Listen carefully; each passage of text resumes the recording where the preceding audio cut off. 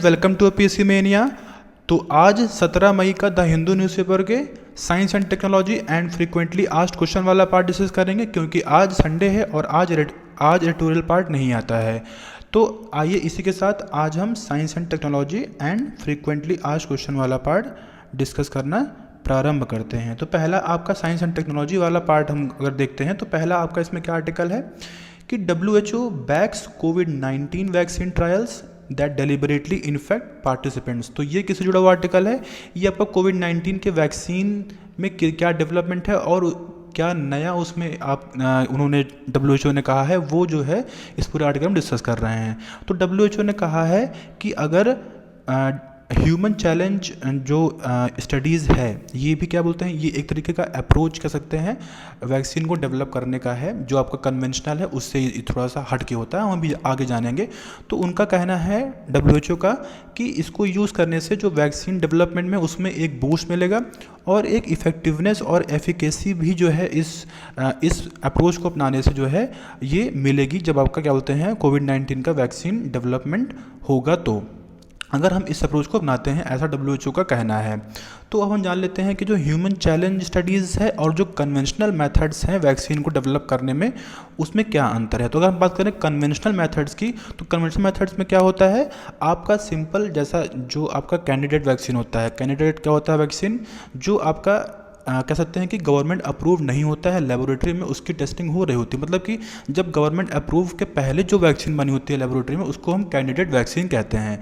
तो जब हम उसको वॉलंटियर्स, कोई मान लीजिए जो भी आपके जो भी वॉलंटियर हैं जिनके ऊपर टेस्टिंग की जाती है, उनमें उनको जो है इंजेक्ट किया जाता है और फिर वो उनको नेचुरली इन्फेक्ट होते हैं और फिर उसकी एफिकेसी को चेक करते हैं कि कितना इफेक्टिव हुई है वो वैक्सीन। तो ये आपका कहते हैं कन्वेंशनल मेथड है।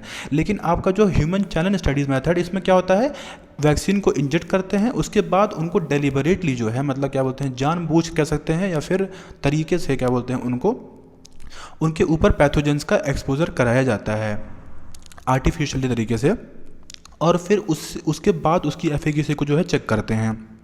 तो ये आपका ह्यूमन चैलेंज स्टडीज़ मेथड हुआ। तो अब हम जान लेते हैं कि इस जो आपका ह्यूमन चैलेंज स्टडीज़ मेथड है, इससे जुड़े हुए क्या चैलेंजेस हैं। पहले तो हम चैलेंजेस जानने से पहले हम जान लेते हैं क्या बेनिफिट हैं इसके।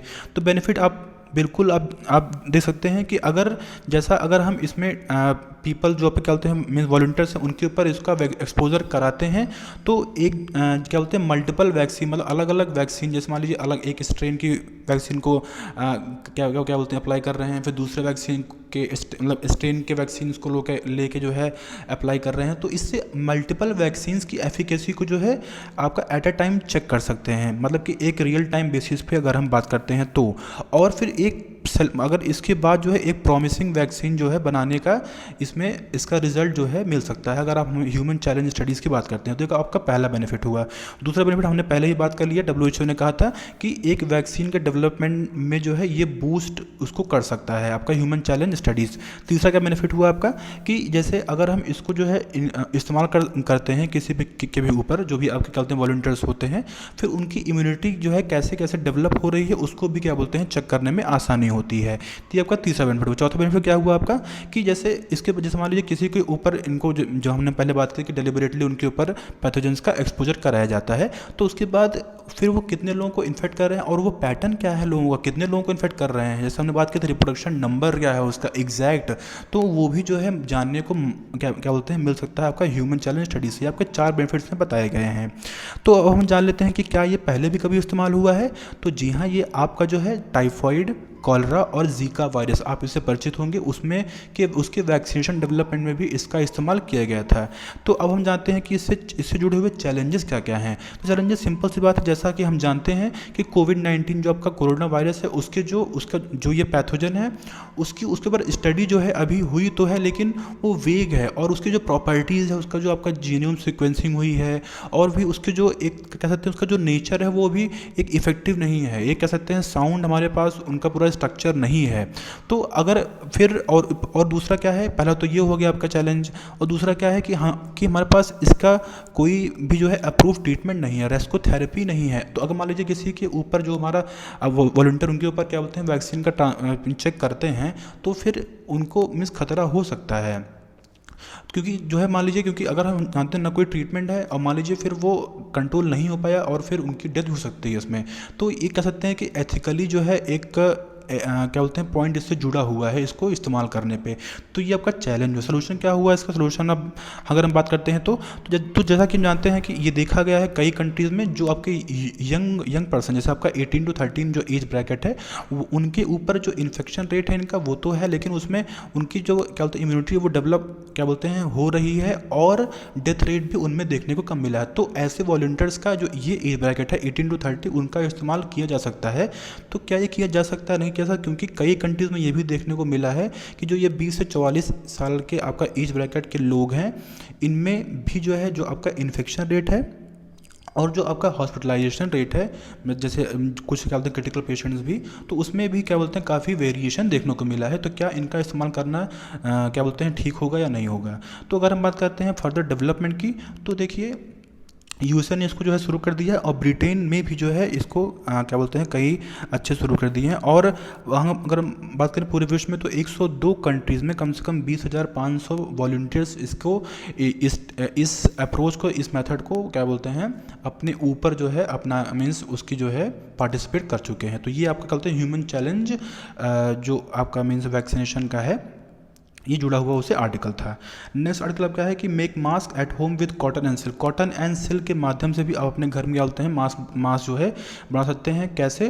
जैसा कि हम जानते हैं जो सिल्क होता है, जो आपका कह सकते हैं सिल्क है, या फिर जो शिफॉन होता है, आपने शिफॉन की साड़ियाँ वगैरह देखी होंगी, कपड़े देखे होंगे उसके, तो उसके माध्यम से भी हम क्या बोलते हैं मास्क बना सकते हैं। क्यों? क्योंकि जैसा अगर हम क्योंकि इसमें एक स्टैटिक चार्ज होता है, तो जिससे क्या बोलते हैं कोई भी पार्टिकल मान लीजिए आता है तो वो उसमें ट्रैप हो जाता है। तो ये आप क्या बोलते हैं बना सकते हैं। तो अगर हम बात करते हैं स्टैटिक चार्ज कैसे होता है, तो अगर आप ध्यान दीजिए बचपन में आप जब क्या बोलते हैं कंघी को अपने बाल में रगड़ के फिर छोटे भी कोई कागज़ को टच करते थे तो वो अट्रैक्ट कर लेता, क्योंकि उसमें स्टैटिक चार्ज डेवलप हो जाता था। तो उसी प्रकार जो आपका ये है सिल्क है और जो शिफॉन है, ये एज अ फिल्टर काम करता है मास्क में, और ये पार्टिकल्स को उसमें जो है ट्रैप कर लेता है। तो ये आपका क्या बोलते हैं पूरा आर्टिकल था। तो अन्य आर्टिकल का क्या है कि Indian institute of science Bengaluru, उन्होंने क्या बोलते हैं एक कह सकते हैं कि पीपीई बनाया है। पीपीई क्या होता है फ्रेंड्स? पीपीई आपका जो है पर्सनल प्रोटेक्टिव इक्विपमेंट होता है, जिसमें आपका मास्क हो गया, हेड गियर हो गया, जो एप्रन होता है, शू कवर हो गया, ये सब चीज़ें होती हैं। तो ये उन्होंने जो है बनाया है, बहुत ही लो कॉस्ट में जो है इन्होंने बनाया है।